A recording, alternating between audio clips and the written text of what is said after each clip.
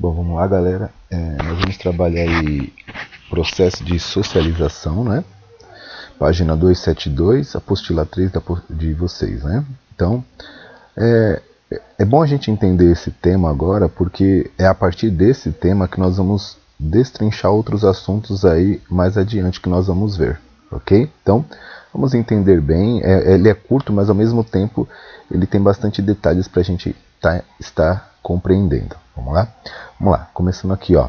Tratar do indivíduo é entendê-lo como um componente da sociedade. É, antes de tudo, compreender que para fazer parte dessa sociedade de forma plena, não basta nascer no seu interior. O nascimento biológico não é o social. Embora para os pais de uma criança o nascimento tenha um sentido e para a sociedade também, o recém-nascido não tem noção nenhuma disso, sendo um ser biológico marcado por instintos. Então vamos tentar entender aqui, ó. Tudo que um ser ele é na sociedade é a sociedade que vai colocar para ele. Então o ser humano ele nasce com instintos. Então tudo que ele vai desenvolver com o passar do tempo é a sociedade, é o meio que ele está vivendo que vai fazer com que ele seja daquela forma, ok? Ou então até mesmo a própria natureza, né, vai fazendo com que aqueles mecanismos de intelecto se desenvolvam de acordo com o meio que ele está. Outro ponto importante também é que quando a gente fala de ser humano, ele é totalmente diferente dos outros animais. Por quê? Porque, por exemplo, se eu pego um cachorro e coloco no meio de gatos, vocês vão ver que o cachorro, quando ele começa a crescer, porque ele começa a crescer no meio dos gatos, ele jamais vai miar, ele jamais vai ter os hábitos dos gatos. Tá? O que vai acontecer é que porque ele está limitado pela sua biologia. Já o ser humano, não. O ser humano, quando você pega ele e coloca em outras etnias, entre outros grupos culturais, ele vai assimilando aquilo. Então ele vai poder falar um idioma de acordo com aquele grupo que ele está. Então percebam a diferença. A limitação biológica do ser humano, ela tem um limite, né? O ser humano consegue superar a sua limitação biológica graças ao seu intelecto.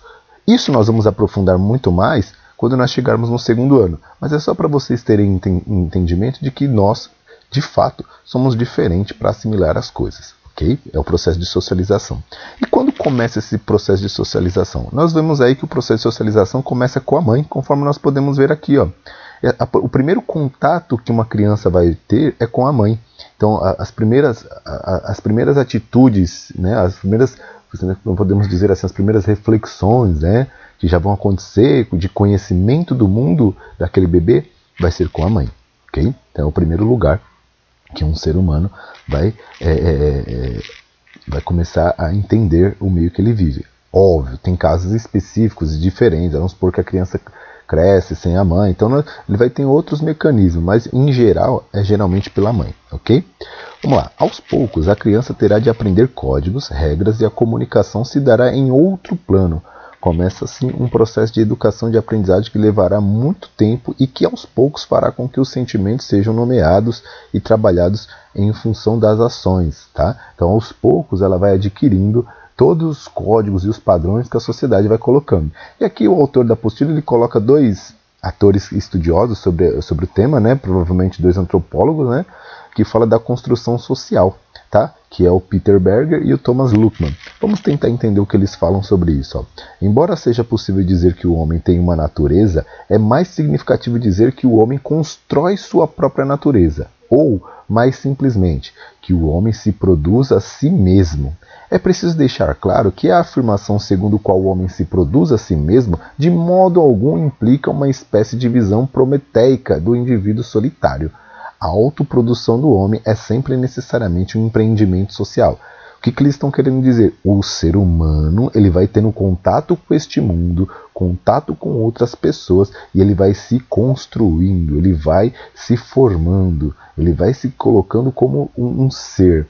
Tá? Só que isso aí não acontece isoladamente. O ser humano precisa ter contato com outras pessoas. Galera, pensem o seguinte, para eu dar valor a determinadas coisas na minha vida, quer dizer que o outro também valoriza. Tá? Então é assim que funcionam as dinâmicas da socialização do ser humano. Okay? Para o estudioso Pierre Bourdieu, gente, esse estudioso, esse pensador, ele é fantástico, né? O Pierre Bourdieu, ele vai dizer o seguinte, ó, que ele desenvolveu o conceito de hábitos e existe um sistema de disposições duráveis do indivíduo que define o processo de socialização. Este hábitos é fruto de condições sociais passadas, de práticas e de representações. Então, conforme o ser humano vai vivendo, vai se construindo nesse mundo, ele vai passando de geração em geração, tá? A questão então que se apresenta é: de que forma a construção desse hábito que permite a integração do indivíduo à sociedade? Como que vai acontecer essa construção dentro da sociedade? É isso que nós vamos ver mais adiante. Então, quanto mais ele está envolvido com outras pessoas, conforme nós podemos ver aqui, mais ele vai entrando nesse processo de socialização, tá? Então, conforme nós vemos nessa imagem. A socialização primária e secundária. Vamos lá, o que são essa socialização primária e secundária? Ó, a primeira corresponde aos primórdios do processo e se circunscreve à família e à escola. Então, o primeiro lugar que você vai se socializar é a família, né? Onde você está, o meio que você nasceu, e depois a escola. São os pais, os tios, os avós e os professores aqueles que passam as primeiras noções de regra, de comportamento aceito pela sociedade que deve ser repetido pela criança. Pode-se afirmar também que os meios de comunicação de massa, em especial os programas de televisão, possuem atualmente um papel importante nessa socialização. Se nós atualizarmos para os dias atuais, não é mais só a televisão, né? Nós temos também os celulares, né? A internet, no caso, né? Eu acesso à internet e ali existem vídeos e mecanismos que vão tentando mostrar para a criança um processo de socialização. A socialização secundária pode ocorrer no universo produtivo, como o trabalhador, no Estado como cidadão, em uma instituição religiosa como fiel, etc. Essa socialização se faz um tempo diferente da primária e tem geralmente mais amplitude em termos institucionais. Então são instituições que vão colocar com firmeza aquilo para você seguir. Então vamos lá, primeiro passo, eu nasço neste mundo, na minha família eu já começo o processo de socialização, porque eu estou me relacionando com outras pessoas. Depois, quando eu vou para a escola, começa a ficar mais intenso isso. Por quê? Porque quando eu estou na minha família, eu estou me relacionando com o que eu conheço. Tá? Mas quando eu vou para a escola, eu vou me relacionar com pessoas que têm criações totalmente diferentes da minha. Olha que maluco isso. Então a gente entra num processo de socialização mais aprofundado, né? Ele ainda está na esfera primária, mas ele começa a se aprofundar porque eu começo a ter contato com os diferentes, tá? E aí, quando nós saímos para a sociedade, né, para o mundo de trabalho, isso se aprofunda cada vez mais. Tá? Estão presentes elementos na formação de um indiano que definem um espaço social diferente daquele desenvolvido por um norte-americano. Ou seja, quando eu estou dentro de uma sociedade indiana, que é o exemplo que ele está dando aqui, os códigos, as maneiras de civilização que nós vamos ter ali é diferente. Ouçam, prestem atenção. Diferente. Nem melhor e nem pior. Apenas diferente. Diferente de um americano, que também tem os seus hábitos, as suas práticas, tá? Então, não existe esse lance de melhor ou pior. Cada cultura tem os seus hábitos e as suas diferenças, ok? Isso não significa dizer que não haja conflitos, discordâncias, choques no interior de uma dada sociedade, só porque existem referências culturais compartilhadas. O fato de eu nascer em uma sociedade, por exemplo, indiana, eu crescer ali dentro, não quer dizer que eu, como ser humano, vou concordar com tudo ali que é passado para mim. Então mostra que o ser humano, algumas coisas ele vai assimilar e outras não. Tá? Então a gente tem que entender isso, que existe ainda um conflito interno no ser humano, né? Daquilo que ele vai assimilar, não. Olha vocês estão na fase, na adolescência no caso, que é o maior período de internalização desses padrões da sociedade. Tá? É o maior período, galera, porque ainda vocês não estão formados. O que seria estar formado? É quando vocês estivessem já no mundo adulto, já estivessem de acordo com os padrões sociais. Então, o período da adolescência é quando vocês estão recebendo. E é justamente nesse período que acontecem as maiores rebeldias. Por quê? Porque nem tudo vocês aceitam.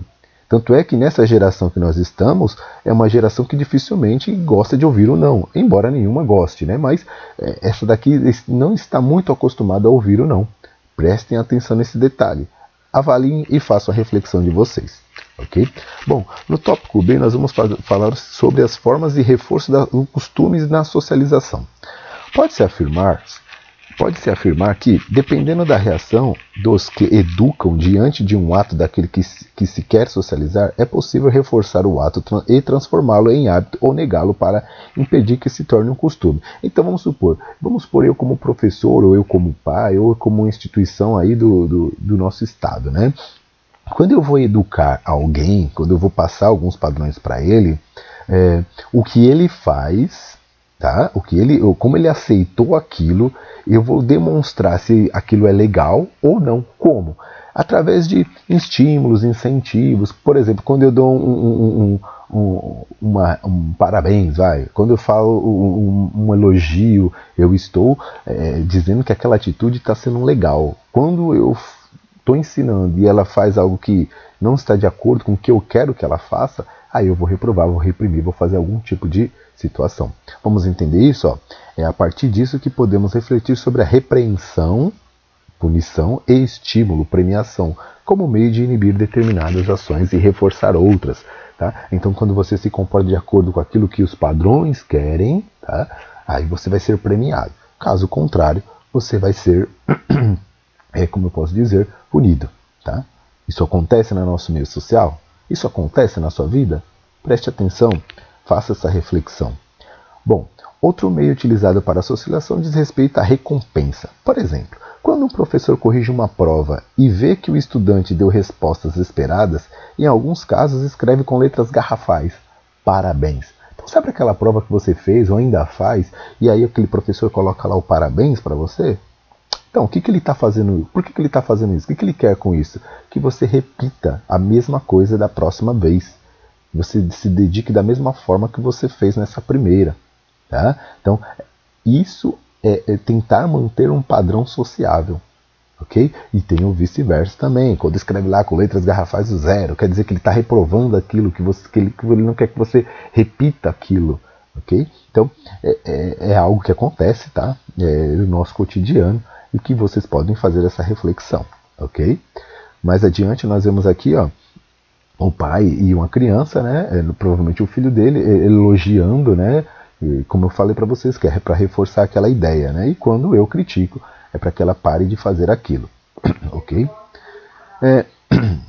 Sabe quando eu observo esse ato, galera, é que nem... eu sei que vai parecer uma coisa bem complexa, né? Mas bem louca. Mas sabe quando eles tentam adestrar uns animais? Por exemplo, aqueles macaquinhos, que quando eles fazem determinadas coisas, eles vão lá e dão um amendoim, porque ele fez correto. Se ele não faz, ele não dá. Ou então quando você vai adestrar um cachorro que você pega aqueles biscoitos. Galera, se a gente for parar para pensar, a nossa socialização, eu passei por isso, nós passamos por isso. É muito semelhante. É uma coisa incrível. Romper com isso é algo que a gente tem que pensar e refletir. É possível romper com essas ideias? Não é?